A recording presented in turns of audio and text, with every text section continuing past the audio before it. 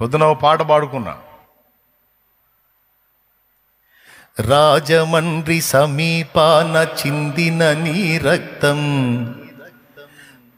రక్కసి మూకల మార్పుకు మొరపెట్టును నిత్యం. చంపగలుగు వాడెవ్వడు నిజముగా నిన్ను, చంపగలుగు వాడెవ్వడు నిజముగా నిన్ను. చావును గెలిచిన యేసే లేపుతాడు నిన్ను. ఏమండి, పొద్దున్న ఏదో నా ఆనందం కోసం నేను పాడుకున్నా. ధన్యుడవో అన్న పగడాల ప్రవీణన్నా, ధన్యుడవో అన్న పగడాల ప్రవీణన్న, దయామయుని హత సాక్షిగా ఒరిగినావన్న.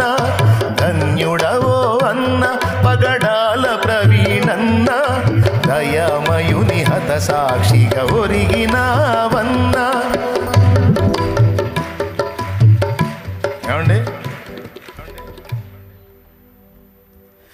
గొప్ప గొప్ప సేవకులకు దక్కే ఈ భాగ్యం, హతసాక్షుల కవిలెలోన దక్కే నీకు స్థానం.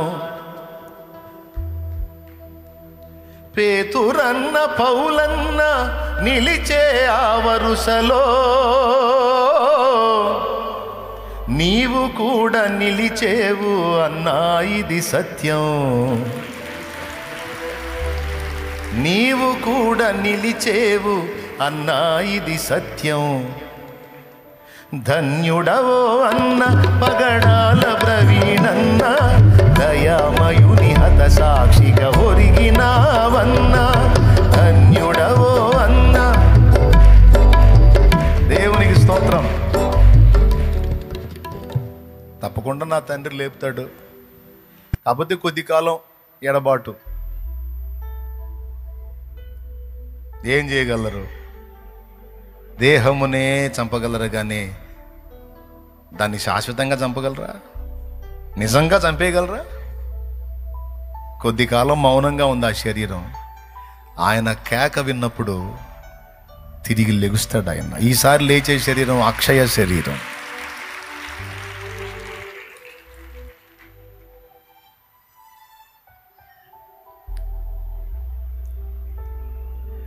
యేసుని వార్తను చాటగా పయనము చేస్తూ, యేసుని వార్తను చాటగా పయనము చేస్తూ, ఉన్మాదుల చేతులలో బలి అయిపోయావు. మత ఉన్మాదుల చేతులలో బలి అయిపోయావు. కొంతమంది అంటున్నారు, అన్నది కన్ఫామ్ కాకుండా ఎలా చెప్తావు శాలేమన్న అంటున్నారు. కన్ఫామ్ కాకుండా చెప్పేది నిద్రమోహండా. నీ కళ్ళు ఇంకా కనపడట్లేదా? గుండెల మీద బూట్ కాల్తో తన్నిన గుర్తుందిరా. 100 ఆధారాలు ఎందుకురా నీకు? నా సహోదరుణ్ణి, నా సహదాసుణ్ణి, నా తోడి సైనికుణ్ణి రక్తంతో తడిసినటువంటి బూట్ కాలది, రక్తంతో తడిసింది అది. దాంతో కొట్టారు. ఆ కాలు ఇక్కడ దన్నారు. ఆ గుర్తు అట్లనే ఉంది.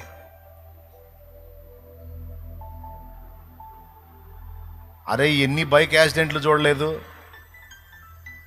అంత హైట్ నుంచి కిందకి పడ్డాడని ఇంత సేటు చెప్తున్నారు కదా. బైక్ ఒక దగ్గర పడితే మనిషి ఒక దగ్గర పడతాడు, అంతేగాని మనిషి మొత్తం పోయి కావాలని దాన్ని పైకి లేపుకొని దాన్ని కిందకి జొరబడి పండుకున్నట్టుగా, తన మీద బైక్ను పండుకోబెట్టుకున్నట్టుగా చనిపోతాడా? ఆ ఫోటో చూసినోడికి ఎవడికైనా, మైండ్ సరిగా పనిచేసినోడికి ఎవడికైనా అర్థమైపోయింది. అక్కడున్న 4 ముఖాలు కలిగినటువంటి చెక్కతో ముక్కలు ముక్కలు అయిపోయి ఉన్నాయి అక్కడ చెక్కలు. దాని మీద బ్లడ్ ఉంది. వాటితో కొట్టారు అనేది అర్థమవుతుంది అక్కడ క్లియర్గా. ఇంకేం కావాలి ఆధారం? పైనుంచి కింద పడ్డాడని చూపించారు.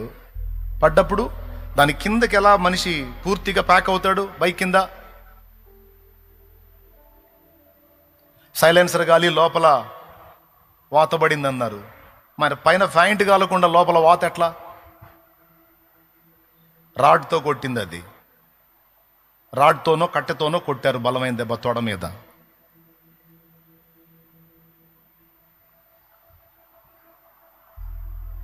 ముందే దాడి చేశారు. టోల్గేట్ దగ్గర హెడ్ లైట్ పగిలిపోయి ఉంది. సిగ్నల్ లైట్లు 2 పనిచేయట్లేదు. అవతల లైట్ కూడా లేదు. ఒక్క లైట్, యువతల పక్క ఉన్న లైట్ ఒక్కటే వెలుగుతూ ఉంది. పోలీసు వాళ్ళు చూపించిన సీసీ ఫుటేజ్లో బైకు పైనుంచి కిందికి దిగిపోతున్నట్టు దువ్వలేసినట్టు చూపించారు. దానికి హెడ్ లైట్ పగిలిపోయింది. ఈ బైకు కిందకి దిగేటప్పుడు లైట్ ఫోక్స్ కనపడుతుంది. ఎట్లొచ్చింది? అక్కడ పగిలిపోయిన హెడ్ లైట్ ఇక్కడ సృష్టించబడిందా? అప్పుడప్పుడు బుట్టి వెలిగి కిందకి దిగి దారి చూపించిందా? ఇదిగో దువ్వలేసింది, నేను ఇట్ట పడ్డానని.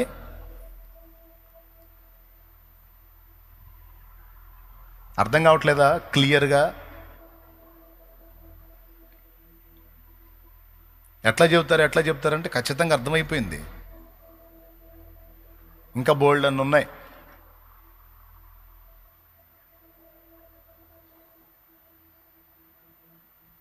వార్నింగ్ ఇచ్చిన వాళ్ళు ఏమని వార్నింగ్ ఇచ్చారు? నీ పెదాలను చీలుస్తాం, నీ నాలుగు కోసం అట్లా చేస్తా ఇట్లా చేస్తాను వార్నింగ్లు ఇచ్చారు. ఖచ్చితంగా పెదవి చీలుంది. కక్షతో కొట్టిన దెబ్బ కదా.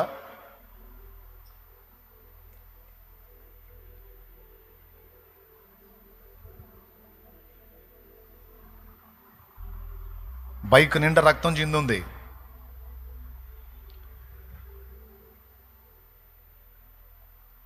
ఏదో వెహికల్ కొట్టిందంటే వెహికల్ కొట్టినప్పుడు మరి కనీసం బండి డ్యామేజ్ అవ్వాలిగా.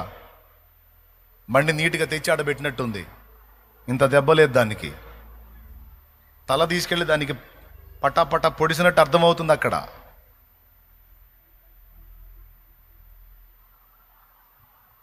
తర్వాత వాళ్ళు రిపోర్ట్ ఏదన్నా ఇవ్వనే, అది సత్యం అవనే అసత్యం అవనే, మన కళ్ళకి మనకు మైండ్ పనిచేస్తుంది కనుక మనం ఈజీగా ఆలోచిస్తే అర్థమైపోతుంది. అతి దారుణంగా పట్టుకొని కొట్టి వాళ్ళ కక్ష తీర చిత్రవద చేసి ఆయన ప్రాణం తీశాడు. ఇది జరిగింది. కానీ ఇది ముందే చెప్పాడు ప్రభు, నా నామము నిమిత్తము జనులు మిమ్మల్ని హింసల పాలు చేసి చంపెదరు, అయినా మీరు భయపడకండి, మిమ్మల్ని చంపేవాడు ఎవడు లేడు, నేను తిరిగి లేపుతాను.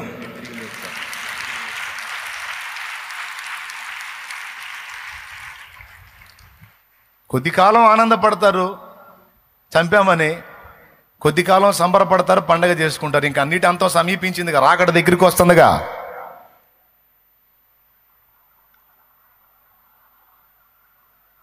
నీతి గల న్యాయాధిపతి వస్తున్నాడుగా, యూదా గోత్రపు సింహమై వస్తున్నాడుగా. ఉంటుంది అప్పుడు తీర్పు ఉంటుంది కదా.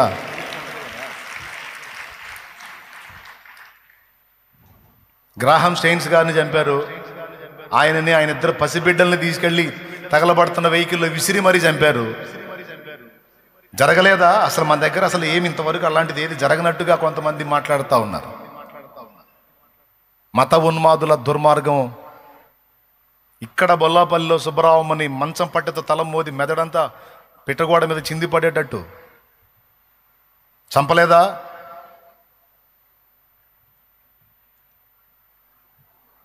గొడ్డళ్ళు తీసుకొని కోటిరెడ్డి దైవజనుణ్ణి రెంట చింతలో నరకలేదా? సిఎస్పురంలో, దర్శి సమీపం సిఎస్పురంలో దైవజనుణ్ణి రాళ్లతో మోది చంపలేదా? దైవజనుణ్ణి.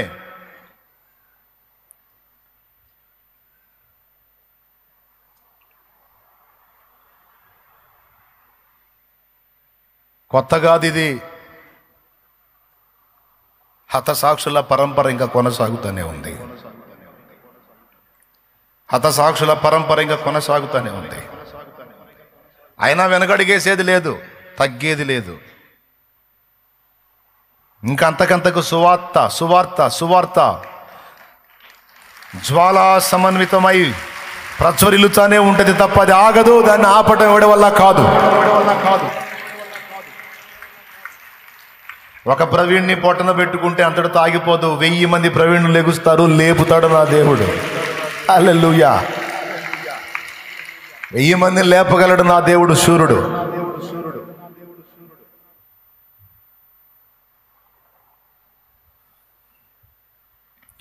మూర్ఖులకు తెలియదు క్రైస్తవ్యం పుట్టుక, క్రీస్తు శిలువ శ్రమలలోనే పుట్టే సంఘ కన్యక. ఘోరమైన శ్రమలైన మాకు కొత్త కాదురా, ఘోరమైన శ్రమలైన మాకు కొత్త కాదురా, ఒక మనిషిని చంపితే 1000 మంది లేచురా, ఒక జ్యోతిని ఆర్పితే 1000 జ్యోతులు వెలుగురా.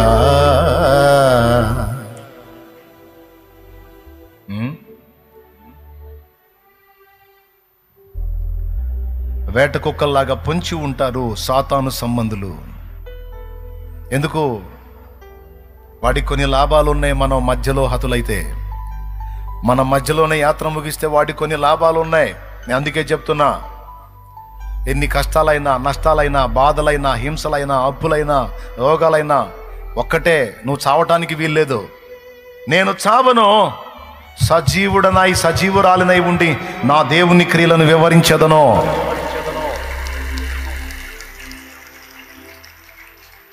నీకు రకరకాల సమస్యలు చూపించి వాడు సైతానుగా నీ పక్కకు చేరి చావు చావు చావు చావు అంటాడు, నిన్ను ప్రేరేపిస్తాడు. కొన్నిసార్లు ట్రై చేసావు కూడా, నువ్వు తిక్కల్దానా. నువ్వు నిజంగా చచ్చిపోతే నీ ద్వారా రక్షింపబడే ఆత్మలు, చాలా ఆత్మలు నశించిపోతాయి. అలా జరగటానికి వీల్లేదు. ఇప్పుడు నువ్వు ఒట్టి పాత్రగా ఉండొచ్చు. రాబోతున్న దినాల్లో నా తండ్రి నిన్ను బలపరిచి అభిషేకించ అనేక మంది రక్షణ కొరకు వాడుకోవచ్చమ్మా, వాడుకోవచ్చయ్యా. నువ్వు నిర్లక్ష్యంగా ఉండటానికి లేదో, ఏముంది అనుకోవటానికి లేదో. నువ్వు బతకాలి, నువ్వు బాగుండాలి, నువ్వు ఆరోగ్యంగా ఉండాలి, టయానికి తినాలి, నిద్రపోవాలి, నువ్వు చేయాల్సినవన్నీ నువ్వు చేయాలి. నువ్వు దేవుని పని చేసి అనేక మందిని వెలిగించాలి. నీ బాధ్యత ఉంది. నువ్వు చావటానికి వీల్లేదు. నువ్వు ముసలమ్మవైనా చావటానికి వీల్లేదు. నువ్వు కుర్రోడివి, కుర్ర వ్యక్తివైనా నువ్వు చావటానికి వీల్లేదు. రాని బాధలు ఎన్నైనా రాని, అవన్నీ మనకు వన్నె తేవటానికే వస్తాయి, కానీ మనల్ని పాడు చేయడానికి రావు. రాని హింసలు ఎన్నన్నా రాని, అవన్నీ మనల్ని షైనప్ చేయడానికి వస్తాయి, మనల్ని షార్ప్ చేయడానికి వస్తాయి తప్ప మనల్ని పాడు చేయడానికి రావు. ఎందుకంటే ఏదొచ్చినా మన తండ్రికి తెలియకుండా ఏది రాదు. అదే ముందు చెప్పాడు, నీ తల వెంట్రుకలు మొత్తం లెక్కేశాను, నీ అడుగులు లెక్కేశాను, నీ మాటలు లెక్కేశాను, నువ్వు కూర్చుంటే లెక్కేశాను, నువ్వు నిలబడితే లెక్కేశాను, నీ దినములన్నీ లెక్కేశాను, నీ కన్నీటి చుక్కలు లెక్కేశాను. నా దేవుడు మాట్లాడాడు. అంత శ్రేష్టంగా మన కోసం కాచుకొని కనిపెట్టుకుని ఉన్న దేవుడు, ఆయనకి తెలియకుండా వస్తాయా ఏమైనా? ఏమయ్యా, ఆయనకి తెలియకుండా ఏవి రావు. వచ్చినాయి అంటే మనకు వన్నె తేవటానికే వచ్చినాయి. ఏ వచ్చినా మనకు మేలు కోసమే వచ్చినాయి. ఏ వచ్చినా మనల్ని షార్ప్ చేయటానికి, పదును చేయటానికి, షైన్ అప్ చేయటానికి వచ్చినాయి. అవన్నీ మన మేలు కోసమే మన తండ్రి రప్పించాడు, రప్పిస్తున్నాడు. కాబట్టి వాటిలో నలుగుతున్న నువ్వు అనాల్సిన మాట ఏంటో తెలుసా? సమస్తము సమకూర్చి నా మేలుకు జరిగించగల నా దేవుణ్ణి బట్టి నేను అంటున్నాను, నేనైతే చావను, సజీవుడనై సజీవురాలనై ఉండి నా దేవుని క్రియలను వివరించదను. 15 ఏళ్ల నాడు నన్ను గాజేయాలని చూశాడు రకరకాలుగా. అప్పుడే పోతే ఇంత పని కోల్పోయేది కదా, మిస్ అయిపోయేవాడిని కదా, నేను పోగొట్టుకునేవాడిని. సైతానికి ఇదంతా లాభమయ్యేది, ఇంతమంది రక్షణ. కానీ దేవుడు అంత ట్రాన్స్ఫారం నుంచి వచ్చే కనెక్షన్ తగిలింది నాకు. మెయిన్ లైన్ ఇళ్లలోది కాదు. కొడితే పరిగెత్తారు జనం, మరిగారే బచ్చే మరిగారే అనుకుంటా. పోయింది ప్రాణం. ఎక్కడో కొన ఊపిరితో ఉన్నా వచ్చి కాళ్ళు చేతులు రుద్ది హడావుడి చేసి గందరగోళం చేశారు. తర్వాత చిన్నగా ప్రాణం వచ్చింది, బ్రతికా. 15 ఏళ్ళప్పుడు జరిగింది ఇది. నా తండ్రి కాపాడుకుంటా వస్తున్నాడు అప్పటి నుంచి ఇప్పటిదాకా. అంటే అటాక్స్ చేస్తానే ఉన్నాడు వాడు. ఎందుకు? నా ద్వారా జరిగే పని ఆగిపోవాలంటే నేను పోవాలి. నీ మీద కూడా అలా దాడులు జరుగుతున్నాయి. మెంటల్గా, మానసికంగా, శారీరకంగా, ఆత్మీయంగా నిన్ను దిగజార్చి, బలహీనపరిచి, నువ్వు తెగించేటట్టు, నీ ప్రాణం నువ్వే తీసుకునేటట్టు, నిర్లక్ష్యంగా ఉండి చచ్చేటట్టు, కేవలం మెయిన్గా నీ ప్రాణం తీయటానికే స్కెచ్లు జరుగుతాయి. దానివల్ల చాలా లాభాలు ఉన్నాయి వాడికి. 2 చెప్పాను నేను. నీ వల్ల జరగాల్సిన పని ఆ ప్రణాళికే ఫెయిల్ అయింది. అలా ఫెయిల్ చేయాలి. దేవుని ప్రణాళికల్ని ఫెయిల్ చేయాలి, అది వాడి ఆలోచన. లోబడదామా సైతానికి? స్థలం ఇద్దామా సైతానికి? ఏమందాం? నేనైతే ఆ మాట ఎందుకన్నాడు దైవజనుడు? అలాంటి పరిస్థితి వచ్చింది ఆయనకి, మరణ భయం వచ్చింది, శత్రువు సమూహము మాట్లాడుతూ ఉన్నారు అతని ఆత్మలో, నువ్వు చచ్చిపోతావు, నువ్వు చచ్చిపోతావు, నువ్వు చచ్చిపోతావు, నీ పరిస్థితి బాగలేదు, నీ టైం అయిపోయింది, నీకు లేదు, నీకు లేదు, నీకు లేదు, నీకు లేదు, నువ్వు చచ్చిపోతావు, నువ్వు చచ్చిపోతావు, నువ్వు చచ్చిపోతావు, నువ్వు చచ్చిపోతావు అని మాట్లాడుతుంటే ఒక గావు కేకేశాడు, ఏయ్ ఎవర్రా మీరు ఆ మాట అంటానికి? నా దేవుడు అనాలి ఆ మాట. నేనైతే చావను, నేను సజీవుడనై నా దేవుని క్రియలను వివరించదను. ఎక్కడుందా మాట బైబిల్లో? 118వ కీర్తన 17వ వచనం. నేను చావను, సజీవుడనై యెహోవా క్రియలు వివరించెదను. అలా ఎందుకు చెప్పుకోవాల్సి వచ్చింది అంటే ఆ అలజడి అతనిలో స్టార్ట్ అయింది, ఆ ఒత్తిడి అతనిలో స్టార్ట్ అయింది, ఆ వేదన అతనిలో స్టార్ట్ అయింది. అది లోపల లోపల లోపల లోపల నలిపేస్తుంటే బయటికి ఒక గావు కేకేశాడు. నువ్వు ఎంత ఒత్తిడి చేసినా, నువ్వు ఎన్నిసార్లు అన్నా నువ్వు చస్తావు చస్తావు చస్తావు, అయిపోయింది నీ పని, నువ్వు ఎన్నిసార్లు అన్నా నేను చావను, నేను చావను. ఎందుకంటే నన్ను కాపాడే దేవుడు, నా దేవుడు సర్వశక్తి గల దేవుడు. ఆయన బిడ్డని ఆయన రెక్కల నీడలో ఉన్న ఆయన సెలవు లేకుండా నా తల వెంట్రుకలలో ఒక వెంట్రుక కూడా రాలదని చెప్పినప్పుడు నేను ఎలా చేస్తా? ఆయన సెలవు లేకుండా నేను చావను, సజీవుడనై యెహోవా క్రియలు వివరిస్తా.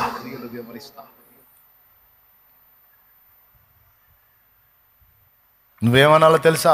అయిపోయింది నీ పని, అయిపోయింది నీ పని, ఇంకా నువ్వు కోలుకోలేవు, ఇంకా నువ్వు లేవలేవు, నీ చరిత్ర అయిపోయిందంటే ఏయ్ నోరు మోయ్ సైతాన్, నేను కోలుకోపోవటం ఏంది?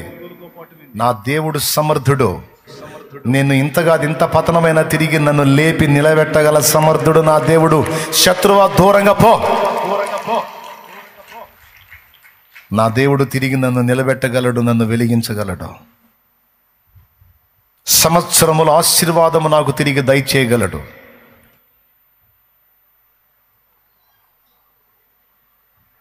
అయిపోయింది లైఫ్ అనుకున్న రూతుకు మళ్ళా లైఫ్నిచ్చాడు, అయిపోయింది లైఫ్ అనుకున్న మోషేకి మళ్ళా లైఫ్నిచ్చి సేవలో వాడుకున్నాడు. నా దేవుడు ఏదైనా చేయడానికి సమర్థుడు రా సైతాన్. అప్పులు పాలైపోయావు, ఇంక నువ్వు కోలుకోలేవు, ఇక నువ్వు లేవవు, నీ పరిస్థితి అయిపోయింది, నీ చరిత్ర లేదు ఇక. అరే ఎవడురా నువ్వు చెప్పడానికి సైతాన్? నా దేవుడు సజీవుడురా, నాకు వన్య తేవటానికి, నన్ను నల్లగొట్టడానికి వీటిని అనుమతించాడు. నా దేవుడు వాటిని తొలగించాలనుకుంటే ఒక్క చిటిక చాలురా, నా దేవుడు వేసే ఒక్క చిటిక చాలు. నా అప్పుల తిప్పలని ఒక్క దినమందే కొట్టివేయబడతాయి. నీకు మాయ రోగం వచ్చింది, నీకు పెద్ద రోగం వచ్చింది, నీ కంపెనీ జబ్బు వచ్చింది, నీ గుండె తేడా ఉంది, నీ కిడ్నీలు తేడా ఉన్నాయి, నీ లివర్ తేడా ఉంది, నీ రక్తం చెడిపోయింది, నీకు క్యాన్సర్ వచ్చింది, నీకు అంత జబ్బు వచ్చింది, నీకు ఇంత జబ్బు వచ్చింది, ఇక నువ్వు బతకవు, ఇది వచ్చిన వాళ్ళు బతకరు.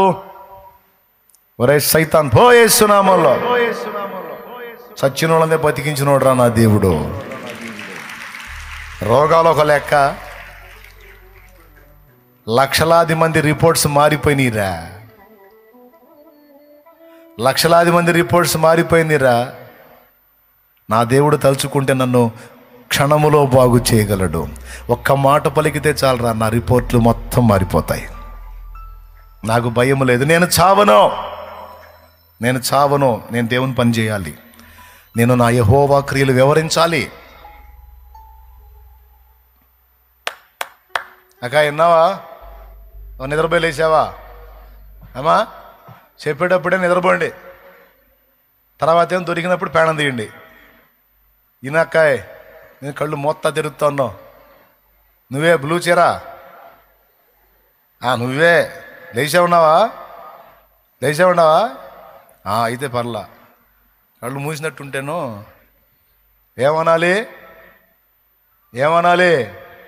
నేను చావను చెప్పు, సజీవురాలనై సజీవుడనై. ఎక్కడున్నాడు మీ ఆయన? ఆడు కూర్చున్నాడు. స్తోత్రం. నువ్వు కూడా అనాలి. ఏమనాలి? నేను చావును, సజీవుడనై నా దేవుని క్రియలను వివరిస్తా, నా దేవుని కోసం బతుకుతా. అదే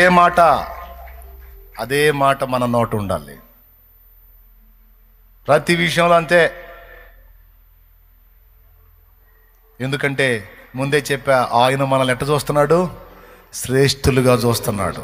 దేవునికి మహిమ కలుగును గాక. మరి ఇలాంటి మరణాలను ఎందుకు అనుమతిస్తున్నాడు? అంటే నిజంగా చంపగలిగాడు ఎవడో లేడు, చంపినా తిరిగి లేపగల సమర్థుడు గనుక చేసుకోరా, నీ చేతనైనా ఏదో చేసుకోరా. నువ్వు ఎంత తూట్లు చేస్తావో తూట్లు చేయి, నువ్వు పూడ్చిపెడితే పూడ్చిపెట్టు, నేను మొత్తాన్ని సరిచేసి మళ్ళీ లేపుతా. ఆ దమ్ము నాకుంది, కానీరా. ఇప్పుడు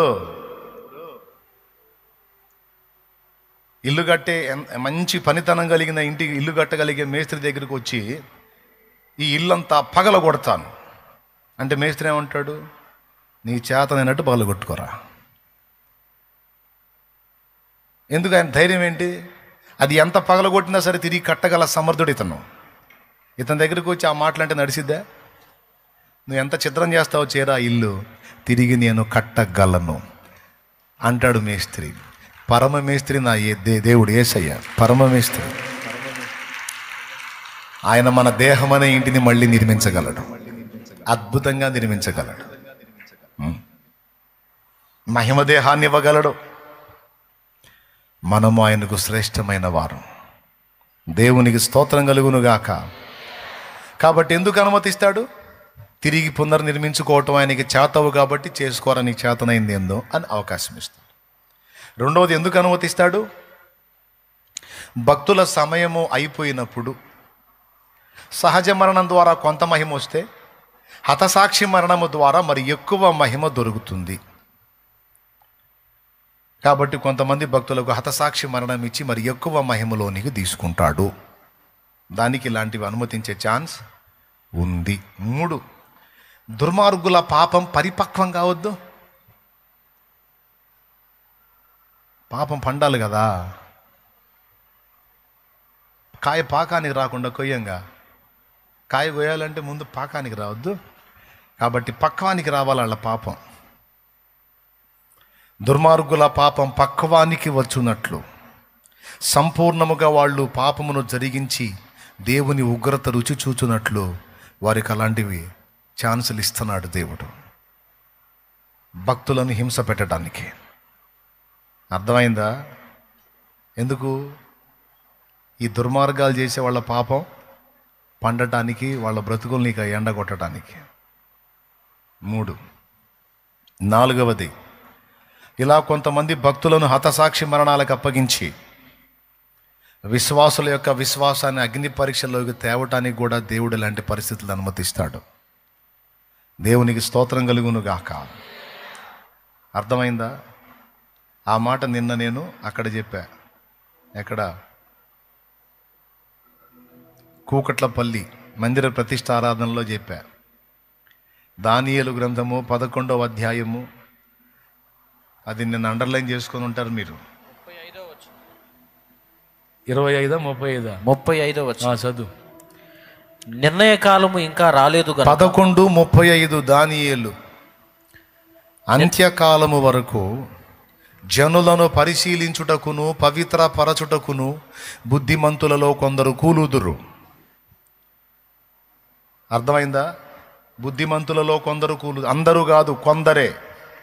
దానికి నిర్ణయించబడ్డ వాళ్లే కూలటానికి దేవుడు అనుమతిస్తాడు. హల్లెలూయా, హల్లెలూయా చెప్పు గట్టిగా.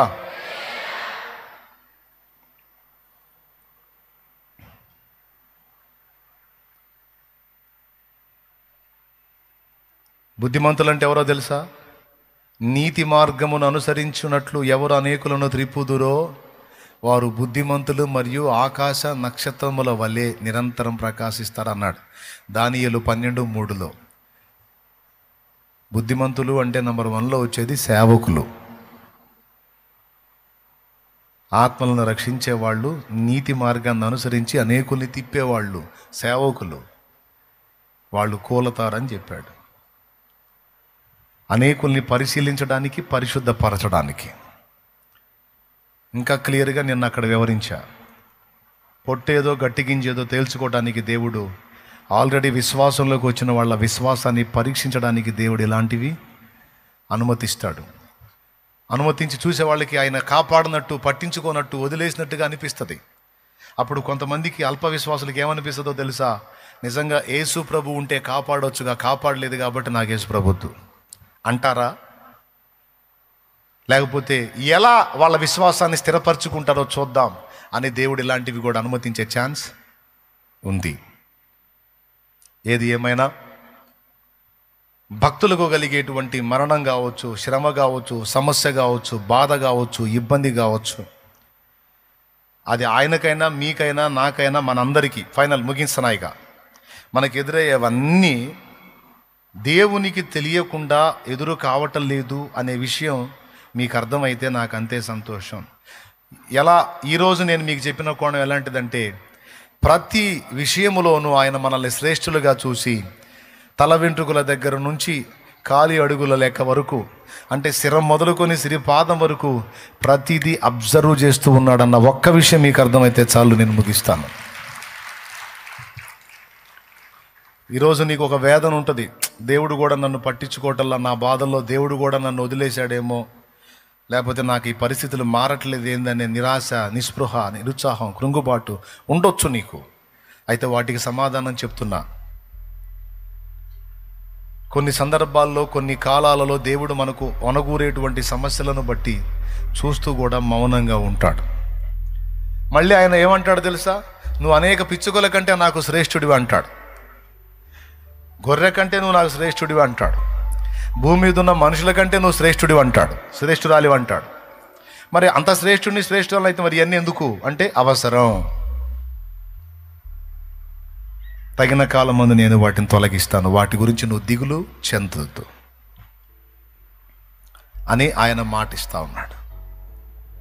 ఎంతమంది ఒప్పుకుంటారు నేను దేవునికి శ్రేష్టమైన దాన్ని, శ్రేష్టమైన వాణ్ణి? కావాలా ఇంటికి వెళ్ళి అడిగి చూడు, మెమ్ముంటే, అమ్మ ఒకసారి నా జుట్టు లెక్కవే అని అడుగు. నువ్వు అడగవే, పోనీ మీ ఆవిడని అడుగు, నువ్వు అడుగు, అమ్మాయి నేనంటే నీకు ప్రేమేనా అని అడుగు. అదేందట్టు అడిగావు, ఎంత ప్రేమ అందనుకో, ఏం లేదు ఒకసారి లెక్కయ్యవా అని అడుగు. జుట్టు లెక్కయ్యాలా? ఏమంటే నేనంటే నీకు కూడా ప్రేమే? ప్రేమేనా? నా జుట్టు కూడా లెక్క. ఏంది జుట్టు లెక్కేసేది? కళ్ళు పోతాయి, అది ఎట్ట తెలిసిద్ది మనకు ఆ లెక్క అంటారు. ఎవరి వల్ల కాదు, కానీ నీది. ఒక్క వెంట్రుక నీ తల నుంచి రాలి పడాలి అంటే అక్కడ పర్మిషన్ కావాలంట. అది ఎంత సీరియస్సో చూడు. తల దువ్వితే ఎన్నో జుట్టు పోతూ ఉంటుంది, నీకు అది లెక్కలోది కాదు. కానీ ఈరోజు ఎన్ని వెంట్రుకలు రాలినాయో కూడా లెక్కేసుకుంటా.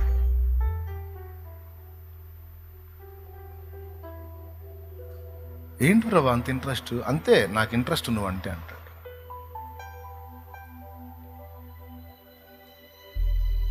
ఎంతమంది నమ్ముతారు? ఇప్పుడు ఇక్కడ కూర్చున్న వాళ్ళు కొంతమంది ఇంటి వాళ్ళ చేత తిట్లు తింటారు. దరిద్రపు దాన, సచ్చిందానివి కాదు, బతికిందానివి కాదు, చావవే అని.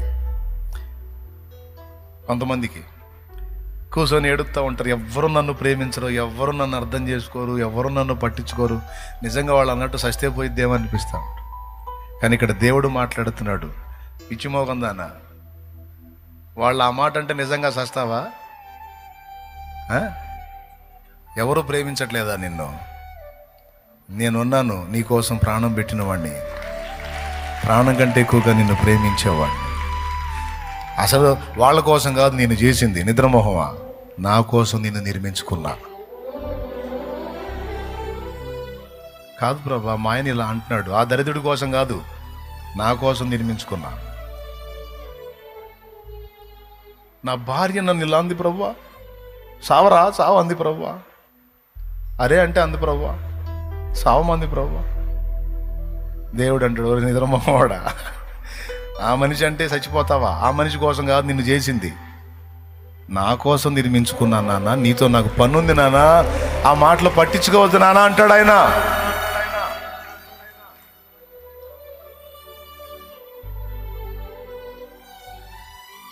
మా అమ్మ మా నాన్న ఇలా అంటున్నారు దేవా, చచ్చిపోవాలని ఉంది దేవా.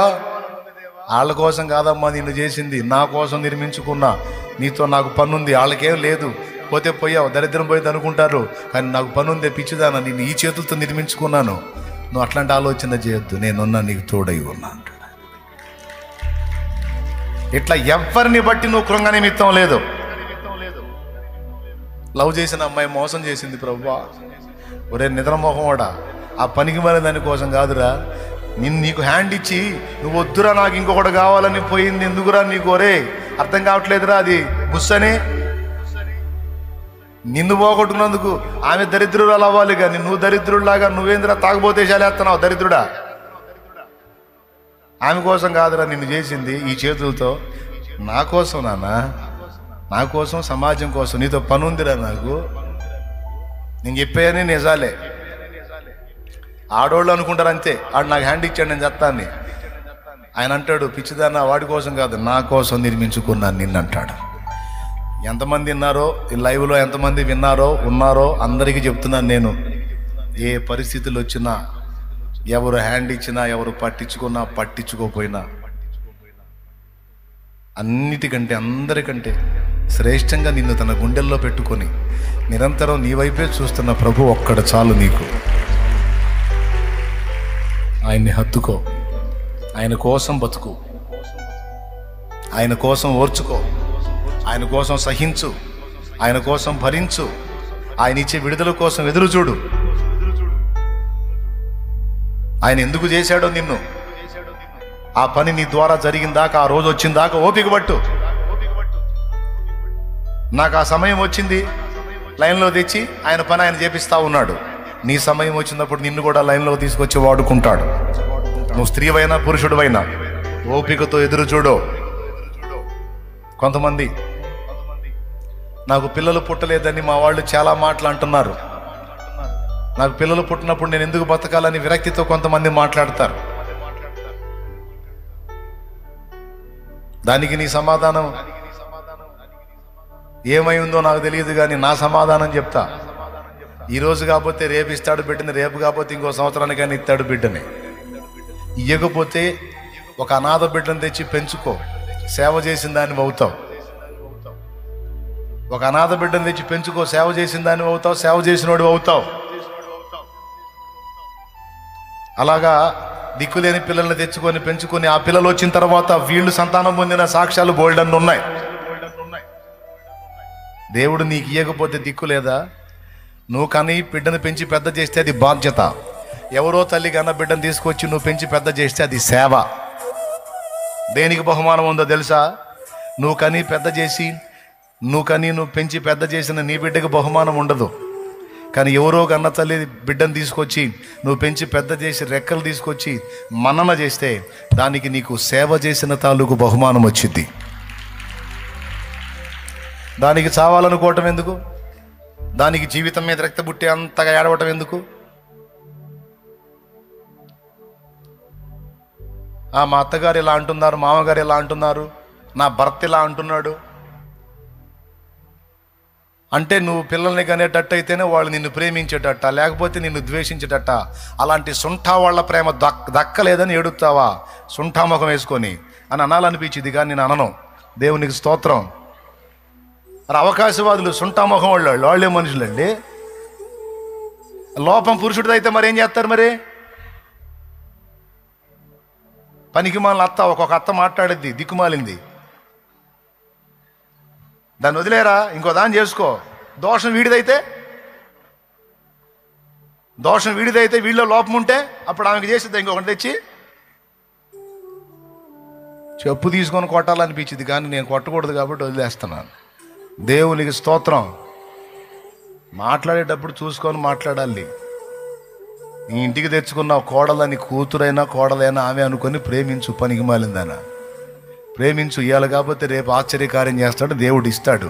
అంతేగాని దాన్ని వదిలేయి దీన్ని వదిలేయి పెత్తనం ఉందని పెత్తనం సాగిస్తున్నావేమో. నీది దిగిపోయే గవర్నమెంట్, నీ కోడలు ఎక్కే గవర్నమెంటు.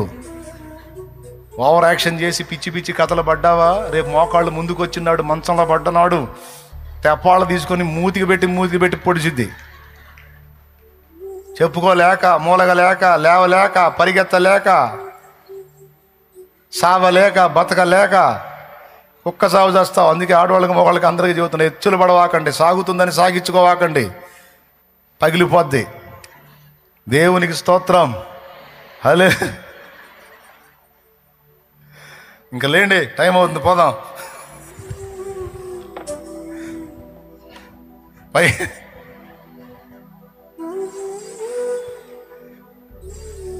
ఎవరి మీద ఎవరు సాగించుకోవద్దు. చేతనైతే ప్రేమిద్దాం, ఆదరిద్దాం, ధైర్యపరుద్దాం. బిడ్డని కనలేకపోయాను, గొడ్రాలనయ్యాను అత్తమ్మ అంటే, మా దగ్గరకు తీసుకో, రారా తల్లి.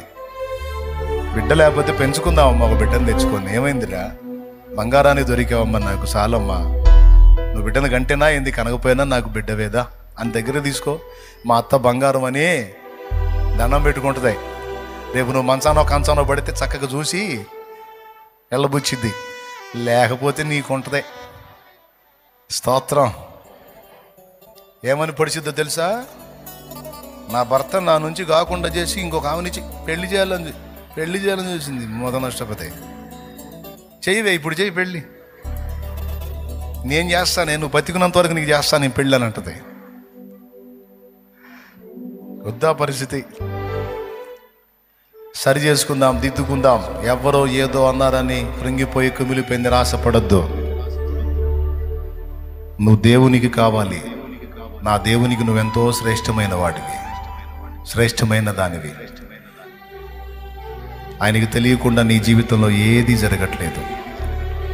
జరుగుతున్నవన్నీ నా ప్రభువుకి తెలిసి అనుమతించబడుతున్నాయి.